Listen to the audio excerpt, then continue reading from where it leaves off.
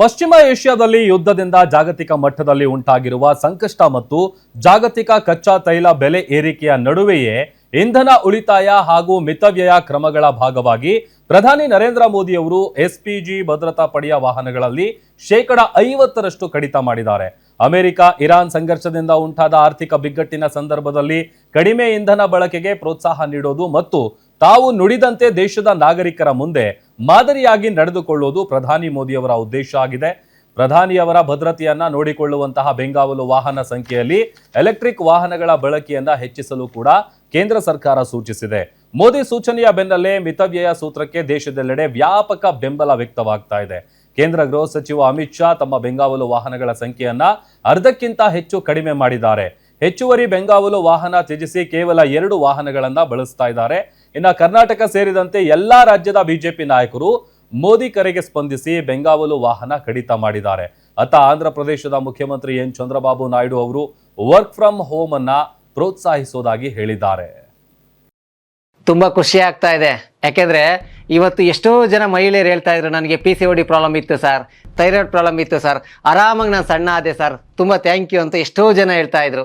ನಿಮಗೆ PCOD problem ಇರಲಿ, thyroid problem ಇರಲಿ, 100% ನೀವು ಸಣ್ಣ ಆಗಬೇಕು, ಆರೋಗ್ಯದಲ್ಲೂ ಸಮೇತ ತುಂಬ ಚೇತರಿಕೆ ಆಗಬೇಕು ಅಂದರೆ ಪ್ರತಿದಿನ ನಮ್ಮ ಜೀನಿ ಸ್ಲಿಮ್ನ ಯೂಸ್ ಮಾಡಿ. ಯಾಕೆಂದರೆ ಜೀನಿ ಸ್ಲಿಮ್ಮು ಒಂದು ಉತ್ತಮ ಆಹಾರ.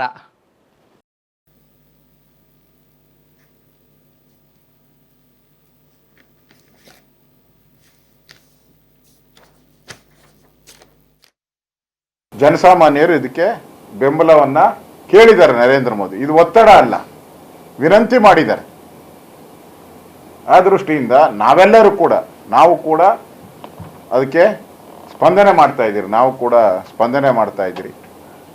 ನಾವು ಯೂಸ್ ಮಾಡ್ತಾ ಇರೋವಂಥ ಕಾರುಗಳ ಇರ್ಬೋದು, ಅದರಲ್ಲಿ ಸುಮಾರು ಒಂದು 30-40% ಏನು ಖರ್ಚು ಮಾಡ್ತಾ ಇದ್ದೀರಿ ಪೆಟ್ರೋಲು ಡೀಸೆಲ್, ಅದನ್ನು ಕಡಿಮೆ ಮಾಡುವಂಥದ್ದು. ನಮ್ಮ ಬೆಂಗಾಲು ವಾಹನಗಳು ಇದೆ, ಅದನ್ನು ಕೂಡ ಕಡಿಮೆ ಮಾಡುವಂಥದ್ದು, ಯೂಸ್ ಮಾಡೋದು. ಒಂದಿನ ಬಿಟ್ಟು ಒಂದಿನ ಆ ಥರ ಯೋಚನೆ ಮಾಡ್ತಾ ಇದ್ದೀನಿ. ನಾನು ಬೆಂಗಾವಲು ಯೋಚನೆ ಮಾಡ್ತಾ ಇದ್ದೀನಿ. ಇನ್ನು ಮೋದಿ ಹೇಳಿಕೆ ಬೆನ್ನಲ್ಲೇ ಈಗ ಪೆಟ್ರೋಲ್, ಡೀಸೆಲ್, LPG ಸಮಸ್ಯೆ ಬಿಗಡಾಯಿಸುವಂತಹ ವದಂತಿ ಹೆಚ್ಚಾಗ್ತಾ ಇದೆ. ಈ ಬಗ್ಗೆ ಕೇಂದ್ರ ಪೆಟ್ರೋಲಿಯಂ ಸಚಿವ ಹರ್ದೀಪ್ ಸಿಂಗ್ ಪುರಿ ಅವರು ಪ್ರತಿಕ್ರಿಯೆ ಕೊಟ್ಟಿದ್ರು. ಭಾರತದಲ್ಲಿ 60 ದಿನಗಳ ಕಚ್ಚಾ ತೈಲ, 60 ದಿನಗಳ LNG ಮತ್ತು 45 ದಿನಗಳ LPG ದಾಸ್ತಾನು ಇದೆ ಮತ್ತು ಪೂರೈಕೆಯಲ್ಲಿ ಯಾವುದೇ ರೀತಿಯಾದಂತಹ ಸಮಸ್ಯೆ ಇಲ್ಲ ಅಂತ ಹೇಳಿದ್ದಾರೆ.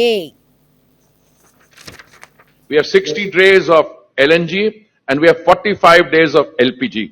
So there's no problem on the supply side. So why this panic since yesterday or a day and a half? Please see what the Honorable Prime Minister has actually said. And let's not put a bizarre construct on it. He's saying, and look, this is borne out by the facts. If you look at the news this morning, the leader of the largest economy in the world is saying that ceasefire is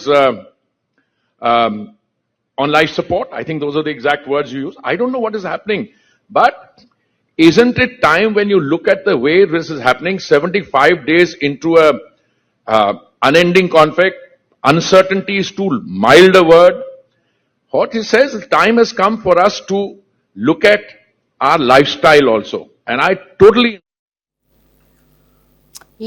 ಬೇಕಾಗಿರೋದು 40 ದಿನ 60 ದಿನ ಅಲ್ಲ. Petrol diesel ಬೆಲೆ ಜಾಸ್ತಿ ಮಾಡ್ತೀರಾ? ಮಾಡಲ್ವಾ? ಒಂದು assurance ಕೊಟ್ಬಿಡಿ ಜನಕ್ಕೆ. ನೀವು ಪೆಟ್ರೋಲ್ ಡೀಸೆಲ್ ಜಾಸ್ತಿ ಆದ್ರೆ ಬೆಲೆ ಏರಿಕೆ ಜಾಸ್ತಿ ಆಗುತ್ತೆ, ಪ್ರತಿಯೊಂದರ ಬೆಲೆನೂ ಜಾಸ್ತಿ ಆಗುತ್ತೆ. ಅದನ್ನ ಜಾಸ್ತಿ ಮಾಡ್ತೀರಾ? ಅದು ವದಂತಿನ. 125 ರೂಪಾಯಿ ಆಗುತ್ತೆ ಲೀಟರ್ ಪೆಟ್ರೋಲ್ ಬೆಲೆ ಅಂತ ಹೇಳ್ತಾ ಇದ್ದಾರೆ. ಡೀಸೆಲ್ ಬೆಲೆ ಅದು ವದಂತಿ ಅಂತ ಹೇಳ್ಬಿಡ್ಲಿ, ನೆಮ್ಮದಿ ಅಲ್ಲ. ನಿಮ್ಗೆ ಎಷ್ಟು ದಾಸ್ತಾನ ಐತಿ, ಏನೈತಿ ನಾವು ನೋಡಿವಿ ಹಿಂದೆ. ಆದರೆ ಆಗಲ್ಲ ಅಂತ ಹೇಳ್ಬಿಡಿ, ಅದೇ ಹೇಳಕ್ಕೆ ರೆಡಿ ಇಲ್ಲ. ಆ್ಯಂಡ್ ಈ ಕ್ರೈಸಿಸ್ ಇವತ್ತಿಂದ ಇಲ್ಲ, ಅವರೇ ಹೇಳ್ದಂಗೆ 75 ದಿನಗಳಿಂದ ಇದೆ. 75 ದಿನಗಳಾದ ಮೇಲೆ ಮೋದಿ ಅವರು ಕರೆ ಕೊಟ್ಟಿದ್ದಾರೆ. ನಮ್ಗೆ ಬೇರೆ ಚಾಯ್ಸ್ ಇಲ್ಲ, ನಾವು ನಿಭಾಯಿಸ್ತೀವಿ.